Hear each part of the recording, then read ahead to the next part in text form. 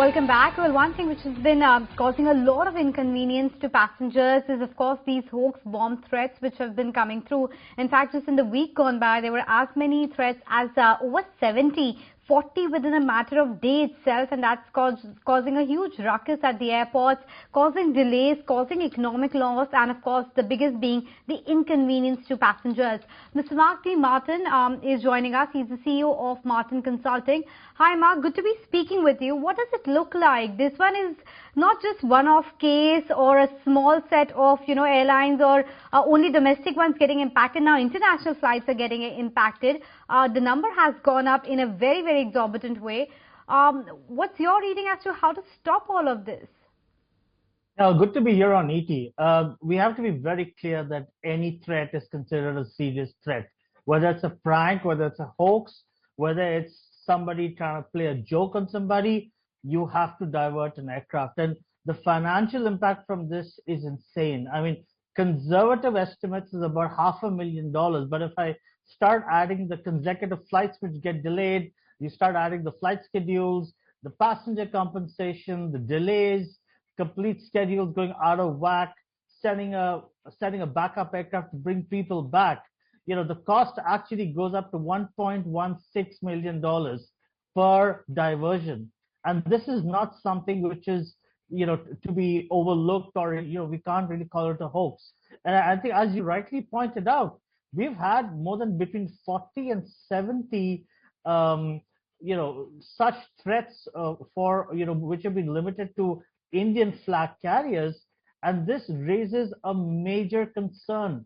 And for me, it's not just this being a hoax. I think there is definitely a more sinister motive behind this. And I'm the last guy to speculate on this, but I think a full-blown investigation should be called out by the government, by the IB, by RAW, by Home Affairs Ministry, by Ministry of Corporate Affairs, Ministry of Civil Aviation, because I believe we are in a duopolistic airline environment, and this could also be a scenario where we're dealing with corporate or industrial espionage, because I'll agree with 1 or 2 or 3 threats, but between 40 and 70, I mean, that just is a telltale sign of something far more deeper and far more sinister and deliberate. Given the fact that the numbers of this hoax are increasing, do you see or do you expect an organized cartel or organized group to be behind this kind of threats that have been coming in, and the corporate espionage that you were saying?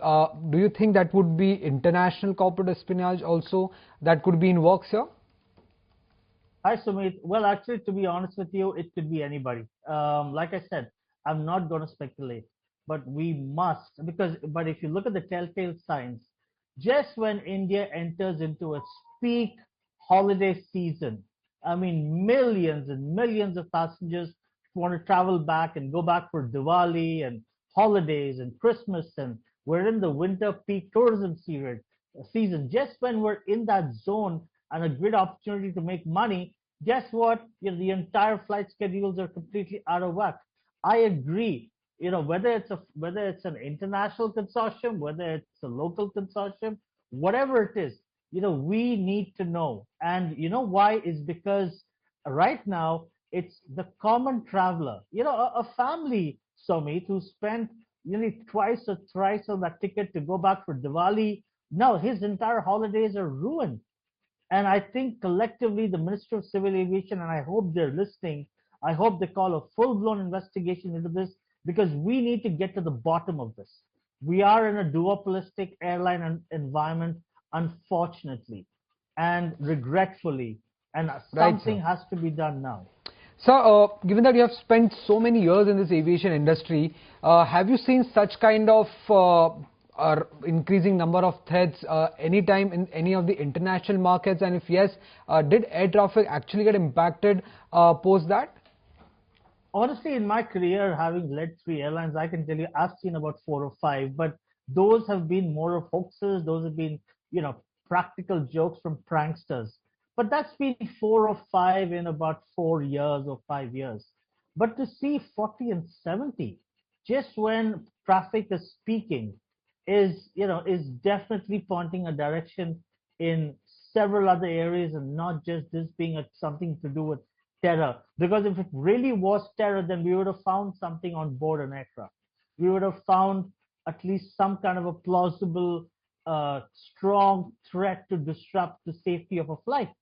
But we've not seen that. And I'm not saying the terror angle should be overlooked. All I'm saying is that it's high time we looked at every single possible element to rule every bit out.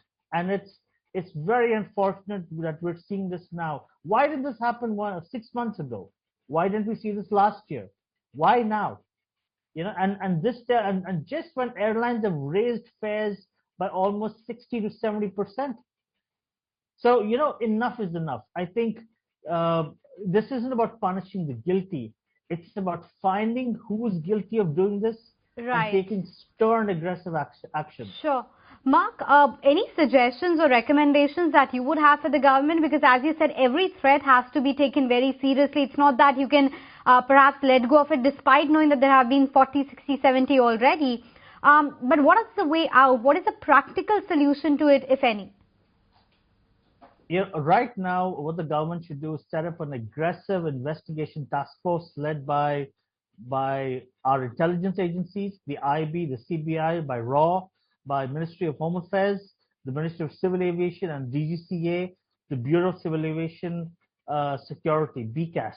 Collectively, we have to investigate not just the terror angle or whatever that's geopolitical, because I don't think Ukraine or Israel is going to affect us as much as a Canada relationship with India. But the bigger concern is that if this is something which is away from all that, just timed and just to harm an airline financial performance for competition and market gain, then that's something which is unforgiving. Because whatever it is, our airlines provide a service to our traveler. Air travel is no longer a luxury; it's a necessity and it's an imperative travel mode. And while all of this occurs, apart from the airline losses, it's the consumer loss which is unmeasurable. And I think this is the right time that the government has to, and I'll repeat that again, has to and should take up a very aggressive stance on this. It is indeed a corporate espionage or a warfare of sorts. It's done in a very distasteful manner, so definitely needs to be taken up. Thanks so much, Mark, for making time and speaking with us today on a topic which has been impacting everyone's life. But what's the other thing that we are watching?